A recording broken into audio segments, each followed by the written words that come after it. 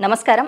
ప్రస్తుతం మనతో పాటు మహామంత్రోపాసకులు, పంచముఖ ఆంజనేయ స్వామి ఉపాసకులు, లలితాంబికా పీఠం అధ్యక్షులు, ప్రముఖ ఆధ్యాత్మికవేత్త, జ్యోతిష్య వాస్తు పండితులు మాడుగుల శివప్రసాద్ గురువు గారు ఉన్నారు. వారితో మాట్లాడిద్దాం. నమస్కారం గురువుగారు. ఆశీర్వచనం తల్లి. గురువుగారు, మార్చి నెలలో మరి ద్వాదశ రాశుల వారికి ఎలా ఉండబోతుందో ఒక్కసారి తెలియచేయండి. శ్రీ మహాగణాధిపతయే నమః.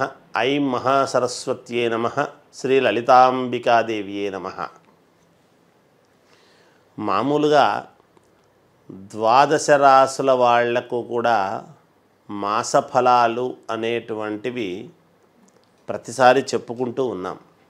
అయితే ఈసారి విశిష్టత ఏమిటి అంటే, ఏప్రిల్ నెలలో ఉగాది పండుగ అనేటువంటిది వస్తూ ఉన్నది. ఉగాది పండుగకు పరిపూర్ణముగా అన్ని రాసుల వాళ్లకు ఎలా ఉండబోతుంది అనేటువంటి విషయాలు మొత్తమంతా ఎలాగో చెప్పుకుంటాం. కానీ ఏది ఏమైనా మాసఫలాలు అనేటువంటి విషయానికి వచ్చేసరికి ఈ మార్చి నెల మరి 1వ తేదీ నుండి 30వ తేదీ వరకు, నెలాంతము వరకు కూడా ఎలా ఉంటుంది అనేటువంటిది ప్రతి వాళ్లకు తెలుసుకోవాలి. తెలుసుకొని ఏమైనా దానికి సంబంధించినటువంటి పరిహారాలు ఉన్నాయా, లేకపోతే ఈ నెలలో ఏమి జరుగుతుంది అని ఇవాల్టి రోజున ప్రతి వాళ్ళు కూడా అనేక రకాల వాళ్ళు ఎంతోమంది చెప్పేటువంటివన్నీ కూడా వింటూ ఉంటారు. అందుకని మన దాంట్లో కూడా మనం చెప్పింది కూడా ఎంతోమంది వీక్షకులు వింటూ ఉన్నారు, చేస్తూ ఉన్నారు, చూస్తున్నాం. అయితే ఈ మాసంలో ఈ 12 రాసుల వాళ్లకు ఉగాది కంటే ముందే తప్పకుండా ఎలా ఉండబోతున్నది ఏమిటి అనేటువంటిది ఒక రకంగా ఇప్పుడు మనం తెలుసుకుంటున్నాం. అంటే మనకు ఇంగ్లీష్ నెల ప్రకారముగా జనవరి అయినా తెలుగు మాసము ప్రకారముగా మార్చి నెల అనేటువంటిది ఆఖరిది మనము గమనించాల్సింది. అంటే చైత్రశుద్ధ పాడ్యమి అనేటువంటిది ఎప్పుడైతే ఏప్రిల్లో వస్తుందో, ఫాల్గుణ మాసం అనేటువంటిది తెలుగు నెలల ప్రకారముగా ఇది ఆఖరిది కదా.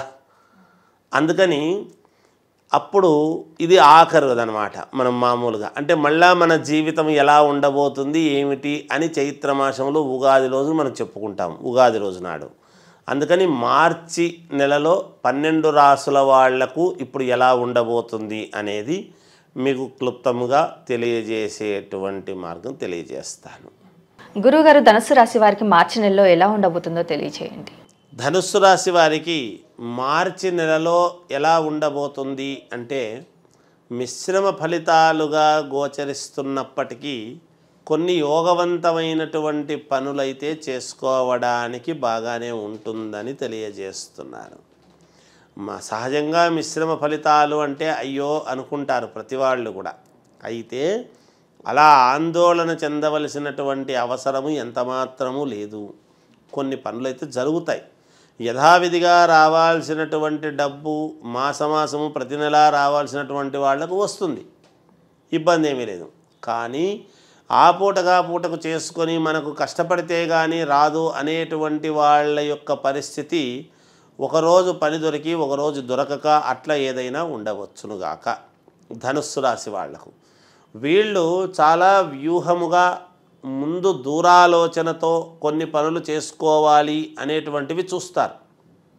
అయితే వాళ్ళ ప్రయత్నాలు ఎంత ప్రయత్నము చేసినా ఎక్కడో ఒక చోట కొన్ని అడ్డంకులు తగులుతూ ముందుకు వెళ్ళవలసినటువంటి ఇది ఏర్పడుతూ ఉంటుంది. అవే కొంచెం ప్రాధాన్యత, దానికే కొంచెం అక్కడ ఇబ్బంది కలుగుతుంది. అయితే చివరికి యోగం అనేటువంటిదే ఉన్నది. మాసాంతములో అందరికీ యోగవంతముగానే ఉంటుంది, మేలు జరుగుతుంది. అయితే కొన్ని పనులలో కొంత అడ్డంకి అనేటువంటిది కలగవచ్చును వీళ్లకు. వాళ్ళ చేసుకునేటువంటి మామూలుగా వృత్తులు ప్రవృత్తులను బట్టి ఉంటుంది సహజంగా. అయితే దైవారాధన అనేటువంటిది చాలా అవసరము వీళ్లకు.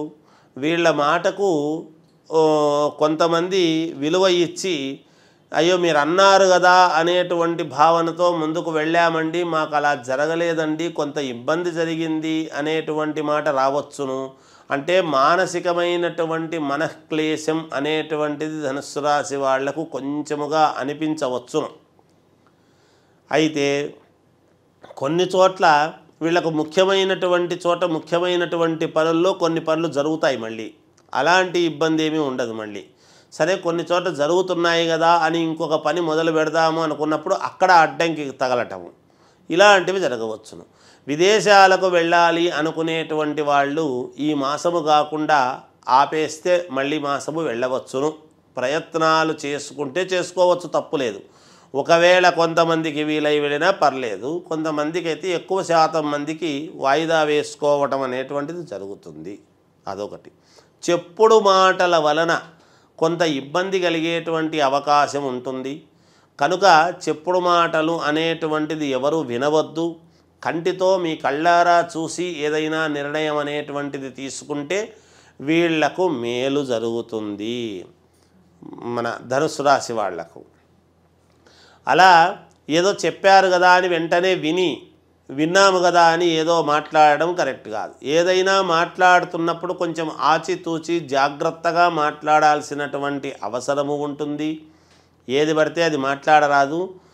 అనుకూలమైనటువంటిది ఎంతవరకు మాట్లాడాలనో అంతవరకే మాట్లాడితే వీళ్లకు మేలు జరుగుతుంది. ఇక యథావిధిగా ఉద్యోగాలు చేసుకునేటువంటి వాళ్లకు సర్వసాధారణంగా ఉద్యోగాలు చేసుకుంటారు. వివాహాది శుభకార్యాలు జరగాలి అని కోరుకునేటువంటి వాళ్ళు ప్రయత్నాలు చేసుకొనవచ్చును, ఏం పర్వాలేదు, మేలు జరుగుతుంది. కొత్తగా వ్యాపారము చెయ్యాలి అనుకునేటువంటి వాళ్లకు దానికి తగినటువంటి మార్గాలన్నీ ఏర్పరచుకోండి, కానీ ప్రారంభము మాత్రము చెయ్యవద్దు. మళ్ళీ మాసంలో చేద్దాము అనుకుని ఆపేస్తే మంచిది. ఎందుకంటే ఇప్పుడు తీసుకునేటువంటి నిర్ణయాల వలన కొంత నష్టపోయేటువంటి విధానం ఉంటుంది.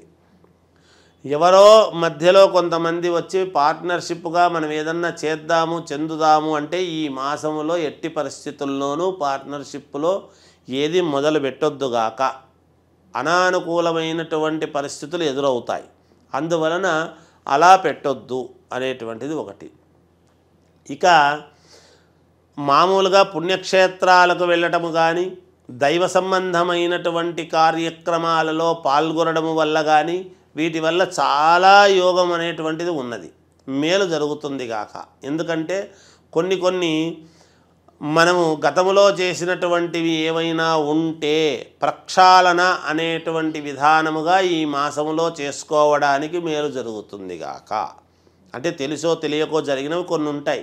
ఏం చేశామని ప్రక్షాళన అంటే ఏమి చేయనక్కర్లేదు. ఏమి చేయకపోయినా ఏదైనా మనము సముద్ర స్నానము లేదా నదీ స్నానము, మరి మామూలుగా క్షేత్ర దర్శనము, దైవారాధన అనేటువంటివి చాలా అవసరమైనటువంటి విషయం అని తెలియజేస్తున్నాను నేను. అంతే, ఏం లేదు. ఏదైనా ఒక ఉపకృతి జరగాలి అన్నప్పుడు కొంత మనకు అనానుకూలమైనటువంటి పరిస్థితులు ఉండేటువంటి దాని వలన ఇబ్బందులు పడకూడదు అని ముందుగా తెలియచేయటం. అందుకని కొన్ని నిర్ణయాలు తీసుకునేటప్పుడు కీలకమైనటువంటి నిర్ణయాలు తీసుకోవాలి అన్నప్పుడు ఆపేస్తే మంచిది.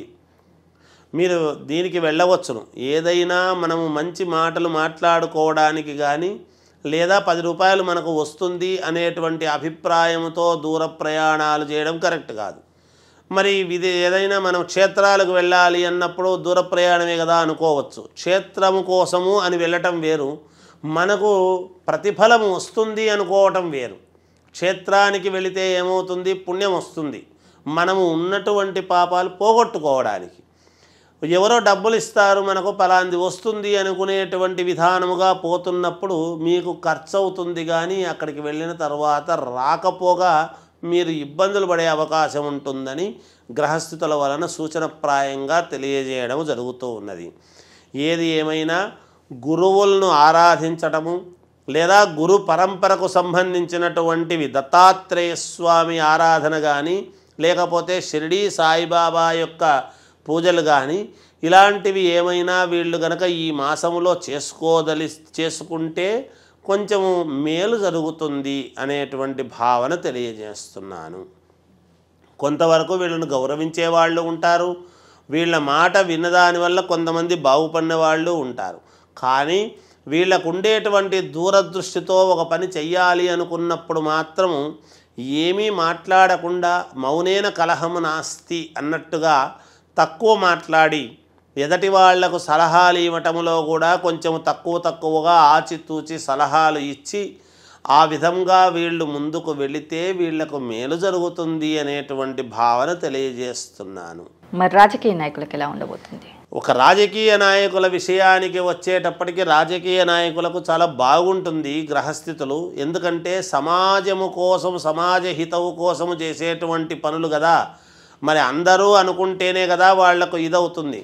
అయినా యజ్ఞయాగాది క్రతువులు అనేటువంటిది ఒక గురువు ద్వారా కొన్ని ఉపదేశాలు తీసుకొని మార్గాలు తెలుసుకొని ముందుకు వెళితే ధనుస్సు రాశి వాళ్ళు ఖచ్చితంగా రాజకీయాలలో విజయం సాధించడం అనేటువంటిది ఉంటుంది. సొంత ప్రయత్నాలతో నాకు బాగుందిలేని ముందుకు వెళ్ళారనుకోండి, కొన్ని ఇబ్బందులు తప్పవు అనేటువంటిది తెలియజేస్తున్నాను. మరి వీరికి ఆరోగ్యపరంగా ఎలా ఉండబోతుంది? ఆరోగ్యపరంగా ఎటువంటి ఇబ్బంది లేదమ్మా, చాలా బాగుంటుంది. కాకపోతే అధికంగా శ్రమ అనేటువంటిది ఉంటుంది, వీళ్లకు బాగా తిరగడం అనేటువంటిది ఉంటుంది. అయితే ఎంత తిరిగినా ధనుసు రాశి వాళ్లకు రావాల్సినటువంటి కీర్తి రాకపోగా ఊరికే నిత్రాణాగా పోయొచ్చినాము, నభోగాయన ధర్మాయ అన్నట్టుగా ఉంటుందని తెలియజేస్తున్నా. మరి అలాగే ఈ ధనుసు రాశి వారు చేసుకోవాల్సిన పరిహారాలు ఏంటంటే? ధనుసు రాశి వాళ్ళు చేసుకోవాల్సినటువంటి పరిహారాలు దత్తాత్రేయ స్వామిని ఆరాధించడము కానీ, లేదా షిరిడి సాయిబాబాను ఆరాధించడము కానీ, లేదా సాయిబాబా దేవాలయం ముందు కానీ, దత్తాత్రేయ స్వామి ఆలయం ముందు కానీ గోధుమలతో తయారైనటువంటివి పంచిపెట్టడము జరగాలి. మిఠాయిల్ లాంటివి పంచిపెట్టడము కానీ, చపాతీలు లాంటివి ఏవైనా కానీ ఒక 10, 20, 50 శక్తి కొద్దీ చేసి కాస్త చిన్న పిల్లలకు ఇస్తే మంచిది అనేటువంటిది తెలియజేస్తున్నాను. ధనుసు రాశి వారికి మార్చి నెలలో ఎలా ఉండబోతుంది, అలాగే వీరు చేసుకోవాల్సిన పరిహారాలు ఏంటనేసి చాలా చక్కగా వివరించారు గురుగారు. ధన్యవాదములు. జయ.